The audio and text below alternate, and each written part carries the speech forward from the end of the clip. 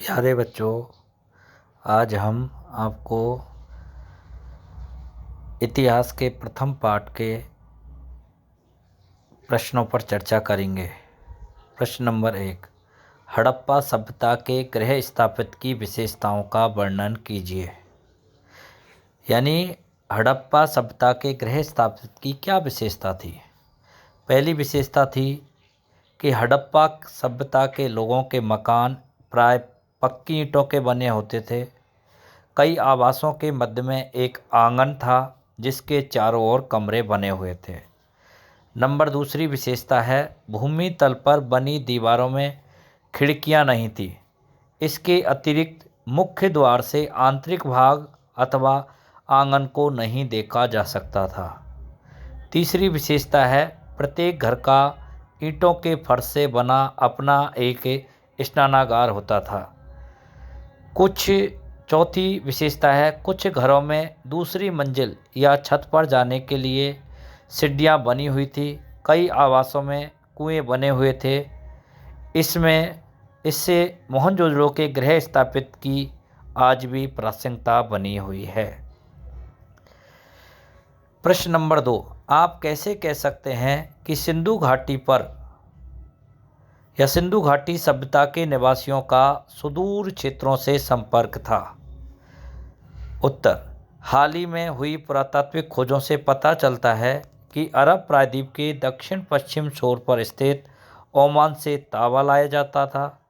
रासायनिक विश्लेषणों से ज्ञात होता है कि ओमानी तांबे तथा सिंधु घाटी पुरावस्तु दोनों में निकिल के अंश मिले हैं, जो दोनों के साझा उद्भव की ओर संकेत करते हैं। दूसरा, मेसोपोटामिया के विभिन्न नगरों से सिंधु घाटी सभ्यता की लगभग 2 दर्जन मोहरें मिली हैं। 3री शताब्दी ईसा पूर्व के मेसोपोटामिया के लेखों में मगान ओमान के लिए नामक क्षेत्र से तांबे के आने का उल्लेख मिलता है। बहरीन में मिली गोलाकार फारस की खाड़ी प्रकार की मोहरों पर कभी कभी हड़प्पाई चित्र मिलते हैं। प्रश्न नंबर 3, हड़प्पा सभ्यता की नगर नियोजन की विशेषताओं का वर्णन कीजिए। या हड़प्पा सभ्यता की नगर नियोजन की वर्तमान में क्या प्रासंगिकता है।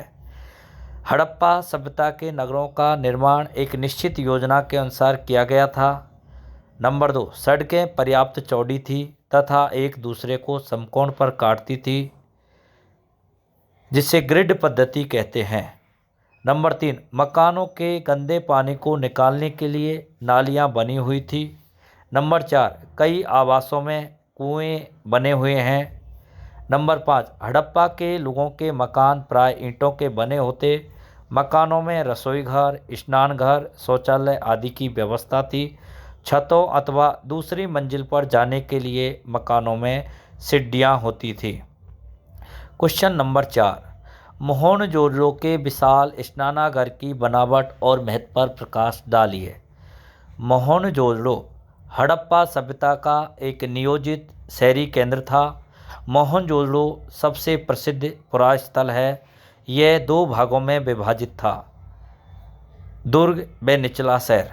दुर्ग में हमें विशिष्ट संरचनाओं के साक्ष्य मिलते हैं, जिनका प्रयोग संभवतः विशिष्ट सार्वजनिक प्रयोजन के लिए किया जाता।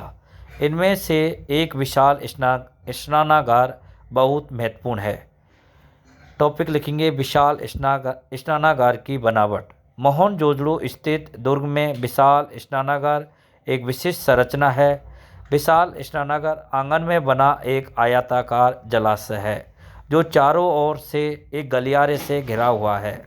जलाशय के तल तक जाने के लिए इसके उत्तरी और दक्षिणी भाग में 2 सीढ़ियाँ बनी थी।